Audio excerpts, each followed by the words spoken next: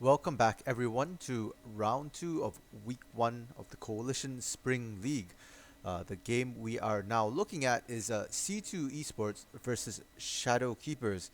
My name is Random Minion Caster, and I'll be casting this game for you this evening. Now, this game here has already been started up, and Pro Draft has been completed. So we'll be heading right into the Pro Draft here. And as you can see, C2 on blue side and Shadow Keepers on the red side here. C2 starting out with a set Zac and Orianna ban. Shadow Keepers having shown a propensity to play teamfight compositions. They don't want them to get that easy engage along with the Orianna. Shadow Keepers replying with a Warwick, Yuumi, and Ezreal ban here. Demon Chains having shown a very good Yuumi. And for picks, C2 opens up with Senna, which Shadow Keepers replies to Caitlyn and Nautilus. An interesting combination. You have a good engage and tank from Nautilus, and you've got range from Caitlyn. So Caitlyn should have plenty of safety there to poke from behind. C2 coming back with a Tahm Kench support, which will be able to keep Senna safe. A bit unusual as Senna ADC, Tahm Kench, but most likely actually it's a fasting Senna with a Tahm Kench sort of carry, which has been very popular recently in solo queue. And the Yasuo there for Dexlaw on C2. Dexlaw playing a lot of Yasuo here, and it seems like teams are content to not ban him out with that pick. Shadow Keepers will finish off their first round of picks with a Mumu there. So already the shapings of a teamfight composition from Shadow Keepers, the Zac and Orianna ban, not deterring them there at all. And SK Shadow Keepers now banning out Malphite and Jax. They want to stop that free knockup from Malphite there for a Yasuo engage, while C2 banning out Shen and Veigar.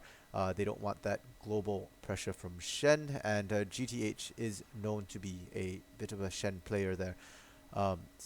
Now, SK picking up Garen, which GGH has played to limited effect, but it is a champion he's comfortable on, so we'll see if he can perform better this round. C2 coming back with a Wukong and Darius, so that will be most likely Wukong in the jungle, Darius top lane, so they will still have a good AoE knock-up there for Dexlaw to engage with off the Wukong ultimate. And one thing to note is Wukong has recently had an update not too long ago where he can ult twice. So there will be two chances for Dexlaw to get a very good multi-man Yasuo out there. And Shadow Keeper's last pick looks like it will be a Teemo. Most likely a mid lane Teemo. Rings does play Teemo, but Rings is their mid laner. So most likely a mid lane Teemo and top lane Garen.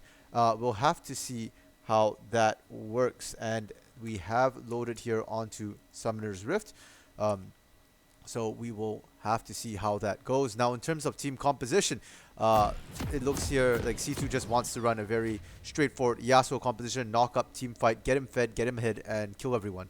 Whereas on Shadow Keepers, we have quite a bit of a team fight comp here. You've got Garen with AoE, Mumu with a great AoE ultimate engage, Nautilus with good engage tankiness, lots of CC there, and I guess Louisville and Rings will be able to safely attack from the back, but we'll have to see how that goes, because in a straight up AoE collision, I actually favor the Yasuo composition here.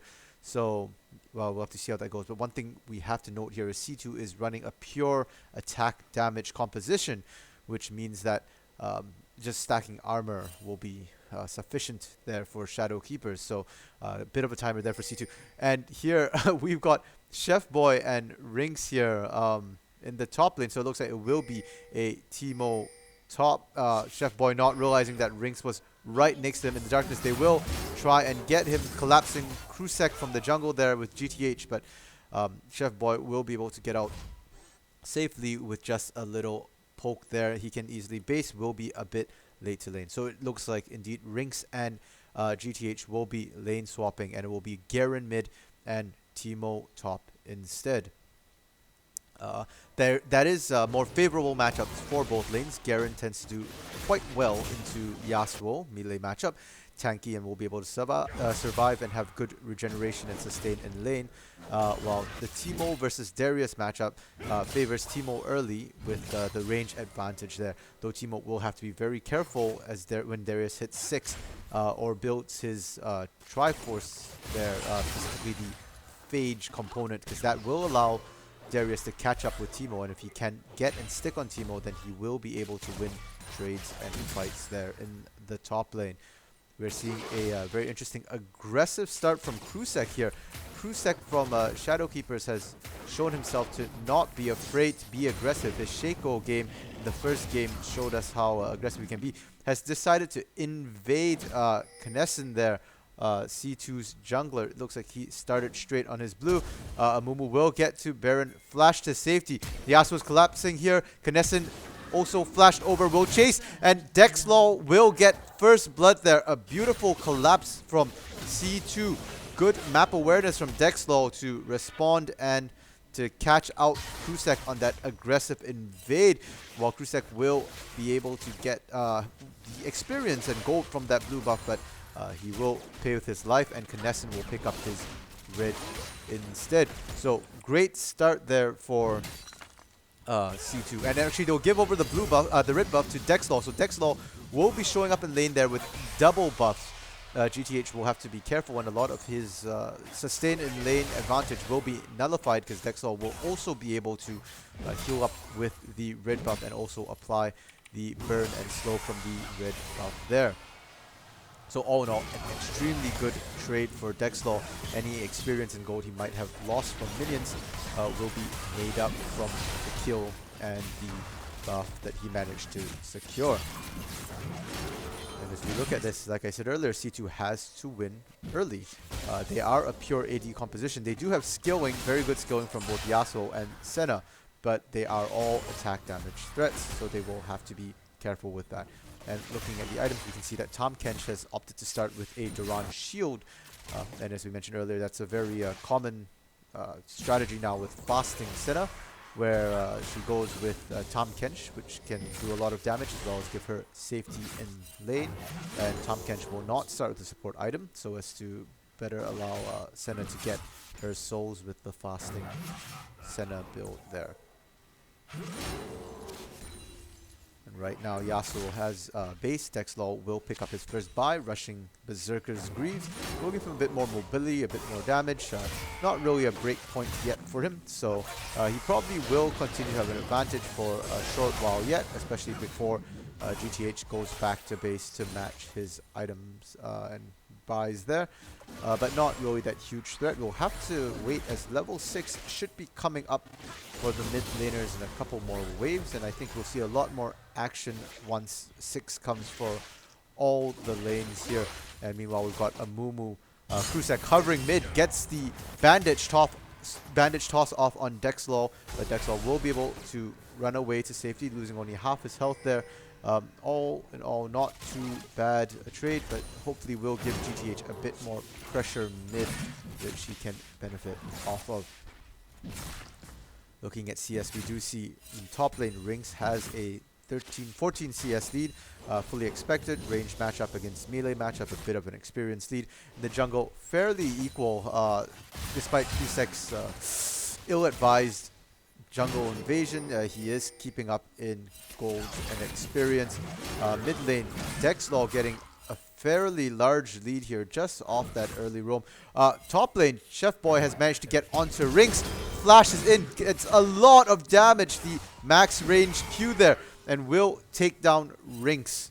The first solo kill of the game, the 1v1, and like we said earlier, Teemo has an advantage, but he has to be careful about getting caught. They were fairly equal on items there, so that was just a case of messing up and allowing Darius to get on him. Bot lane, the CS, there is a bit of a CS differential here. Tahm Kench's 27 CS to Caitlyn's 43. Expected, again, ranged versus melee matchup. And while this was happening, mid lane, there is a fight. Dexlaw going in hard on GTH. GTH had not gone back to buy yet. And as they both hit 6, will trade ultimates. Dexlaw getting the advantage of that there, will get the solo kill, second kill of the game for him onto GTH. GTH does have teleport, will use it to get back in lane, so he won't miss too much CS there. Dexal opting to go the Ignite mid lane for more lane pressure. And he didn't even have to use it in the fight, so he will have it up again. And Yasuo's ultimate's on a fairly short cooldown as well, so we will be able to see Dexal continuing to apply pressure mid, unlocking jungler, unlocking Kennison to go ahead and sneak objectives or invade. And while that part was happening, Kennison did also secure the first dragon of the game, Cloud Drake, which will be great for his team. More Wukong ults, more Yasuo ults, more Darius ults, and more Senna ults. That's exactly what that team wants. And I have to say, out of all the Drakes, I think for early Drakes, Ocean might be the most influential, but Drake is probably not far behind. That 10% CDR on ultimates is huge, especially on the level 1, rank 1 ultimates, where your cooldowns are often quite a few minutes there. Having 10% cooldown reduction is absolutely huge. So we'll have to see how C2 can take advantage of that and see if they can really snowball the lead that they've made for themselves at this point. In the jungle here, we've got Chef Boy invading in on Krusek. Krusek having to flash to safety there, losing control of the top side of his jungle. And that will give Kennison and Chef Boy and Dextal, the top side of C2, free reign to go for that Herald uncontested, as Krusek has to walk away. Krusek not yet level 6, will not be wanting to mess with those solo laners. Bot lane, there was a bit of a fight there between Bipolar Rat, Demon Chains, and Louisville and Nonstop Brain. Looking like C2 gets a bit of the advantage in that trade, surprisingly there. Good engage. Meanwhile, mid lane still fighting with each other. I'm not sure GTH wants this. Has to be careful about it. Kennison coming in level 6, gets the first knockup off. Will not have to use the second knockup there. Dexal losing his ultimate. Now holding that second Wukong knockup. Well played, gets the knockup from Krusek, but Krusek turning it around, catching Kennison under turret, will out and get the kill there under turret. He does have to be careful. Dextal can dive him and put out a lot of damage very, very quickly. Krusek's back being interrupted. Will opt to stay in lane and at least catch that wave so they don't lose too much there. And it looks like C2's mid lane is becoming a bit of a problem here for SK. If Shadow Keepers can't control that Yasuo, they will lose priority and control on a huge chunk of the map and will have problems trying to secure any objectives there. Kennison holding on to the Rift Herald there. We'll have to see where he wants to drop it. And every lane resetting. That lead in the top lane here is a beacon of light for Shadow Keepers. 83 to 41 CS. Rinks has been able to abuse that range lead in his lane and get very far ahead in both gold and EXP. If Shadow Keepers wants to get in the game, gets back into the game, they'll have to do it from the sideways. Bot lane is also doing fairly well right now in the matchup. Nonstop Brain taking a route from Senna, but Caitlyn still very far up ahead in CS and will do very well for herself when she has a moment to back. She is currently carrying 2.8k in her pocket. Bot lane, the richest lanes in the game right now in terms of gold being carried. They probably should go back and buy their items. Can probably pick up almost a completed item there for Caitlyn. Caitlyn and Otto is opting to just finish pushing out that lane, while Bipolar Rat and Demon Chains has based and picked up their first buys of the game here.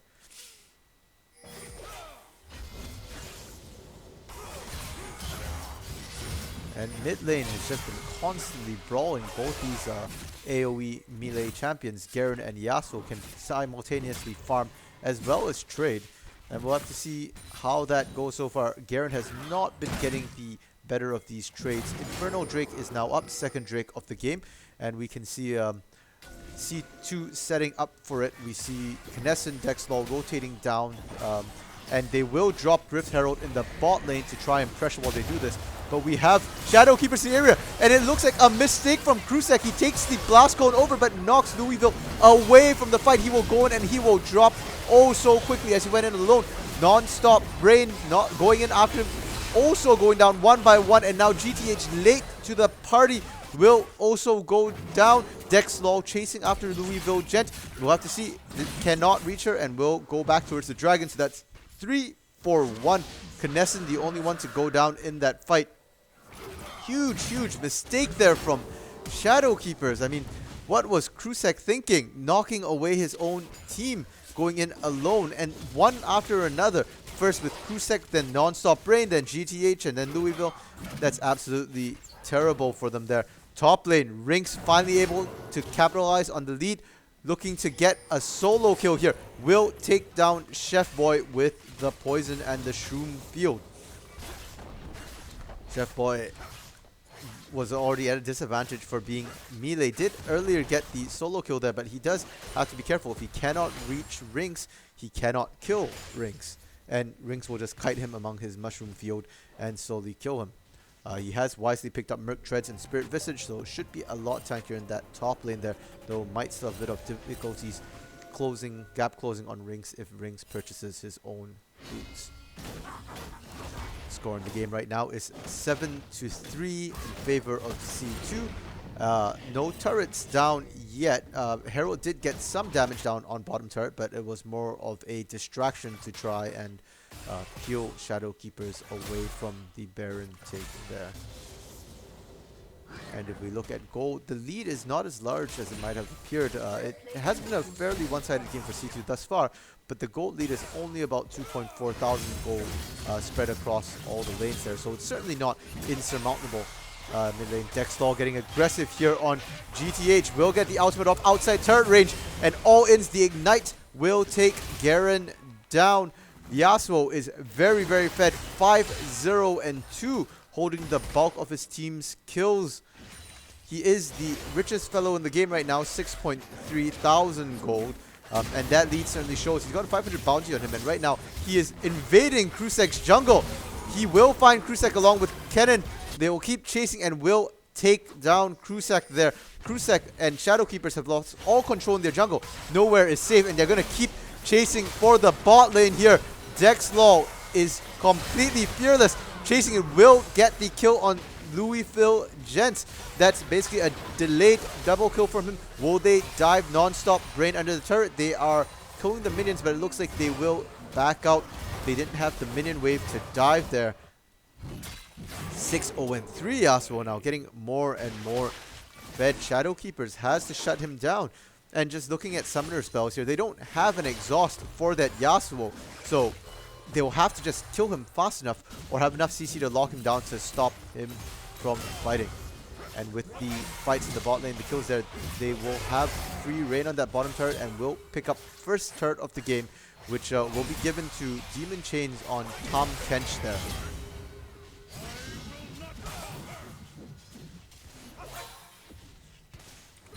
When we look at the lane matchups here, Rinks in the top lane is actually doing quite well for himself, is ahead of Chef Boy, 5.1k to about 4.3k.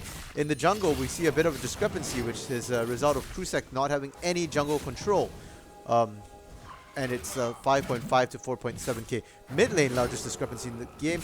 It's over 7,000 for Dexlaw compared to the only 4,400 of GTH. GTH having an absolute nightmare of a time here trying to survive. Bot lane gold discrepancies are not too far apart. 4.8k gold on Tahm Kench to 4.7 on Caitlyn, or on the fasting Senna 4.4k to Nautilus's 3.3k. So by far and large, the discrepancy is a jungle mid difference at this point in time. And we'll have to see what they want to do. They've rotated the bot lane. Bipolar Rat and Demon Chains from C2 have been sent to the mid lane. Looks like that will be the next turret they will be focusing on. Dexlaw being sent to the bot lane now. Herald is up and will be up for the next 3.5 so minutes. Dragon Mountain Drake will be coming up in about 43 seconds here, and from here on out all Drakes will be Mountain Drakes, which will be more beneficial to Shadow Keepers with their 2 tanks than it would be on C2, but still nice for C2 to pick up, and if they do, they can also get Soul on that as well, which will still be helpful. Shadow Keepers rotating everybody to the mid lane except for Rinks as they try and hold this turret, matching C2.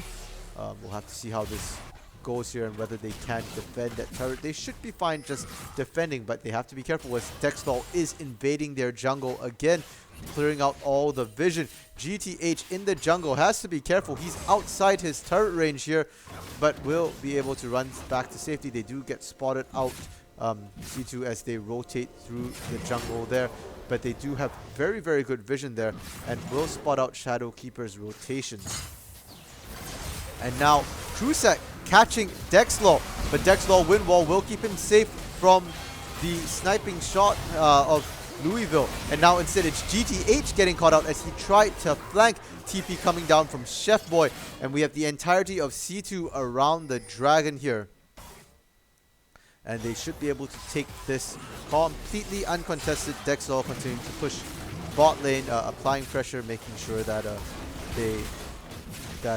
Shadow Keepers doesn't get any weird ideas of trying to stop them there. So that's Soul point for C2 here. Ring staying in the top lane, opting not to try and roam bot. Did use his teleport to get back to lane and will take the first turret for Shadow Keepers and will even up the turret score for the short amount of time it takes for C2 here to take the mid tier 1 turret. Now as we are at the midpoint of the game here, 18 minutes into the game, it is C2's game to lose. They've been the more proactive team ahead, controlling the pace of the game here. Shadow Keepers will have to up their game and be very, very careful as this game proceeds. They have a team fight composition, but they're so far behind at this point, they probably don't want a team fight, and they have to instead look for picks here. But they have to be careful. Krusek on his own trying to contest Herald. Has to be careful he doesn't get picked off there, but he gets hit by a tornado from Yasuo. The knockup, Yasuo outs in, will get the kill. Krusek going down once again. 1-4-1. Once again trying to get the objective and going down, not able to survive. Shadow Keepers not playing as a team here.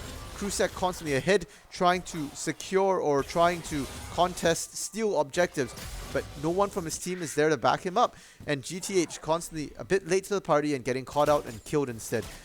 1-4-1 and 1-5-1 for Krusek and GTH respectively. The jungle mid difference primarily just from that jungle mid synergy or lack thereof.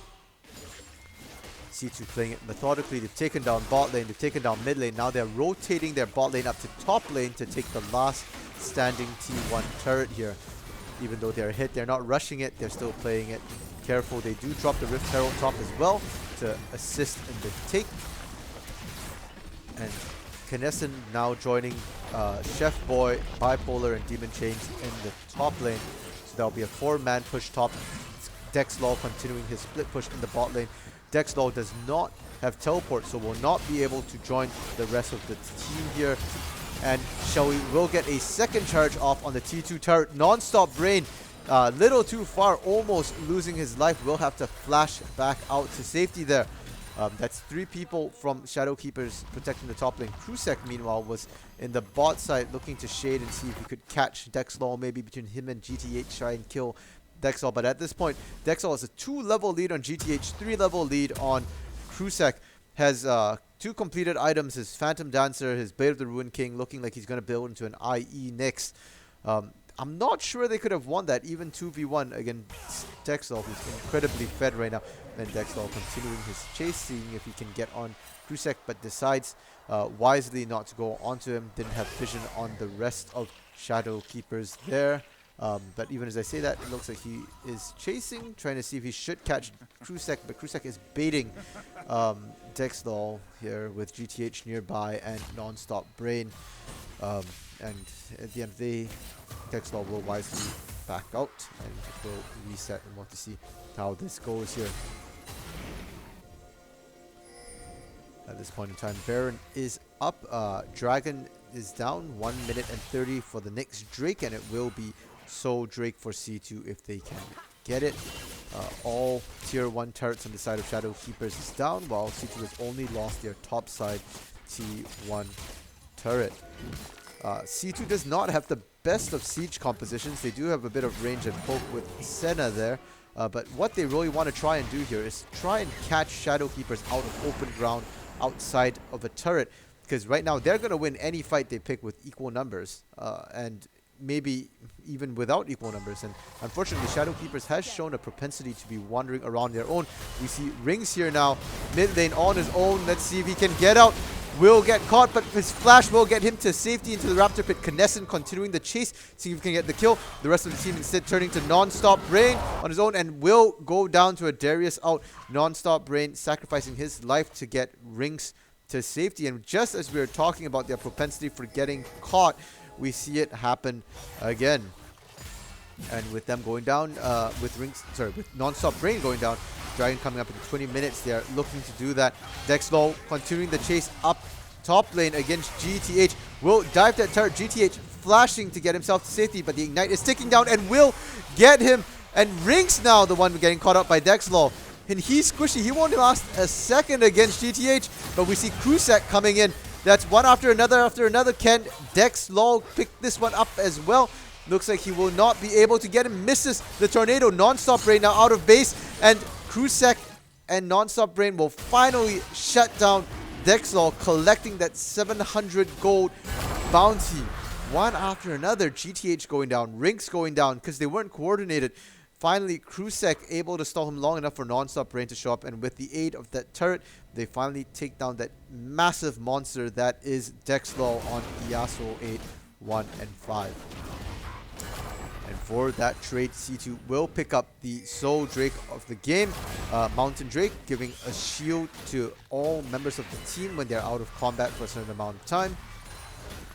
Not the biggest necessarily soul for them, but it'll still be useful. And with how Dexlow is already so strong and has some sustain in fights, it's going to make him an absolute menace for Shadow Keepers to deal with. Shadow Keepers going to have a hard time bursting people down on the side of C2, which is kind of the way they need to get back in the game right now. Get a pick, burst someone down, get uneven numbers in the fight to start off the fight, because that's the only way they're going to get back into the game here. And we see vision being set up around Baron. C2 has some vision, and it looks like Shadow Keepers now contesting, setting up their own vision, trying to clear out the vision of C2, but they are going to be forced back here. Chef Boy splitting from the rest of the team, going to the bot lane away from Baron. He does have teleport, so will be able to join the team should a fight break out, while it looks like the rest of C2 will push out mid lane to match Shadow Keepers push right now. Shadow Keepers sending 4 mid with GTH going top.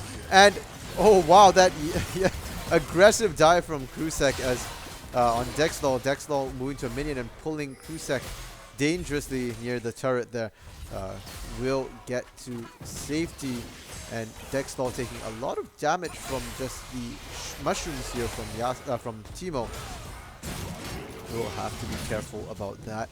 And Chef Boy is continuing to pressure bot lane. Looks like he's stronger than GTH here, and will be able to pressure. Not going to be able to get much damage in the turret, but we see Krusek quietly cruising in the jungle. Will catch Chef Boy as he tries to clear the ward. So it's a 2v1 GTH versus Krusek against Chef Boy. The early Garen out. No, sorry, that wasn't his ultimate. That was his Q. The on-time ultimate from GTH will pick up the kill onto Chef Boy there. So now they've got the pick that they were looking for.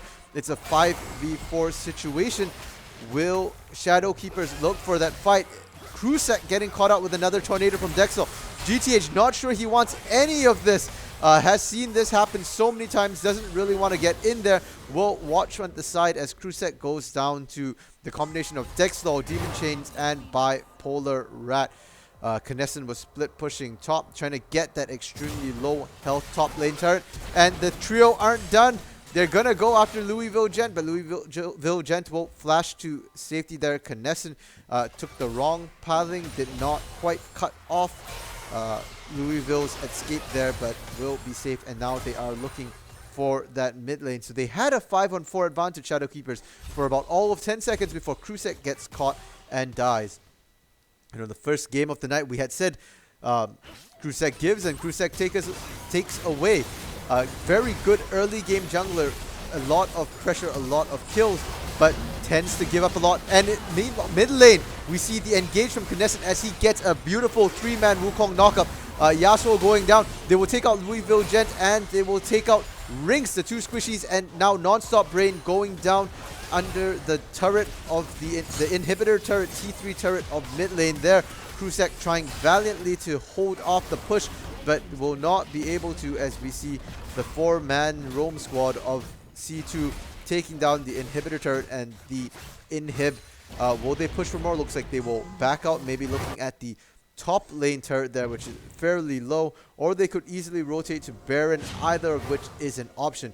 And meanwhile, the bot lane, Chef Boy had actually managed to push out GTH there to get damage on that turret, and it looks like he will be able to secure that T2 turret in the bot lane. So that is all the tier 2 turrets down for Shadowkeepers, as well as their mid lane inhibitor turret going down.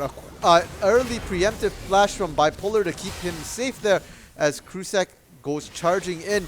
C2 does not have their entire team there. Dexlaw had backed off. It looked like he was aiming to head towards Baron, but the rest of the team decides to stay in the top lane.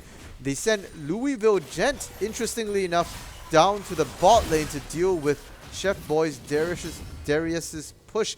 I'm not sure that's the matchup they want, but they do at least have some range sustained damage in the form of rings here to try and stop the top lane push. GTH roaming mid along with Louisville Gent to try and catch the super minions, and Louisville Gent rotating to top.